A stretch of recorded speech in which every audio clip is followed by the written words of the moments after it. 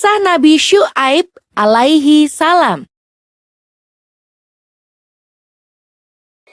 Iblis telah bersumpah di hadapan Allah untuk menggoda umat manusia. Hasil bujuk rayu iblis berhasil mempengaruhi kaum Madian.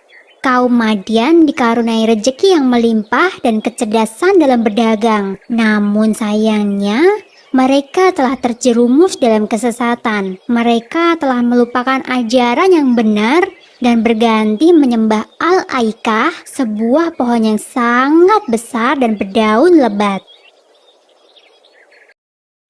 Di tengah kaum Madian yang sesat, Allah menunjuk Nabi Syu'aib sebagai penunjuk jalan. Nabi Syu'aib masih keturunan Nabi Lut dan ia dikenal sebagai nabi yang cerdas serta pintar berkhutbah.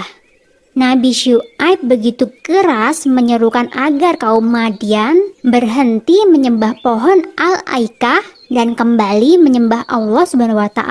Sama seperti kaum sebelumnya, kaum Madian pun menentang seruan Nabi Syu'aib. Dalam berdagang, kaum Madian sering kali berbuat curang. Mereka sengaja mengurangi timbangan dan merugikan para pembeli. Karenanya, Nabi Syu'aib menyerukan agar mereka berdagang dengan jujur. Seruan Nabi Syu'aib ini semakin membuat marah kaum Madian. Para pemuka kaum Madian sudah tidak tahan lagi dengan dakwahan Nabi Syu'aib. Mereka pun berusaha mengancam Nabi Syu'aib serta para pengikutnya. Jika Nabi Syu'aib tidak menghentikan dakwahnya, maka Nabi Syu'aib akan diusir dari Madian.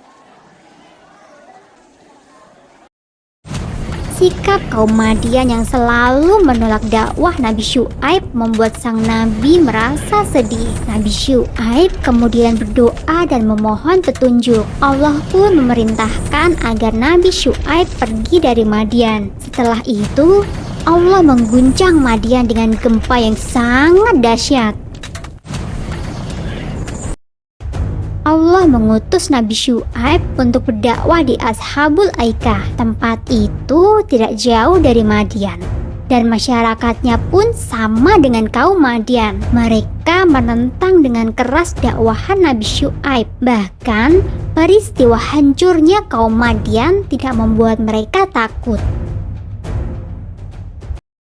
Penduduk Ashabul Aikah menantang Nabi Syu'aib untuk mendatangkan hukuman dari Allah sesuai cerita Nabi tentang kaum Madian. Kemusyrikan dan kekafiran kaum Ashabul Aikah mendatangkan hukuman dari Allah. Tiba-tiba saja mereka merasakan udara yang sangat panas membakar seluruh tubuh.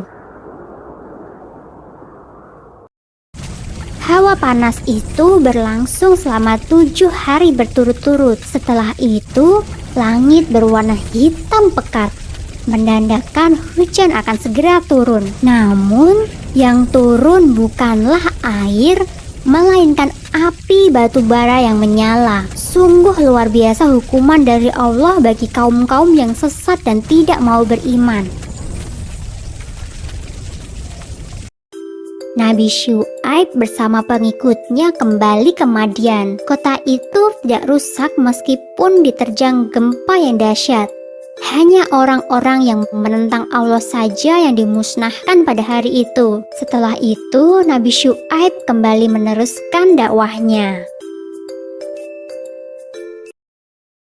Sumber dalam Al-Quran surat Hud ayat 84 yang berbunyi, "Dan kepada penduduk Madian kami utus saudara mereka Syu'aib. Ia berkata, 'Hai kaumku, sembahlah Allah. Sekali-kali tiada Tuhan bagimu selain Dia, dan janganlah kamu kurangi takaran dan timbangan. Sesungguhnya aku melihat kamu dalam keadaan yang baik, dan sesungguhnya aku khawatir terhadapmu akan azab hari yang membinasakan.'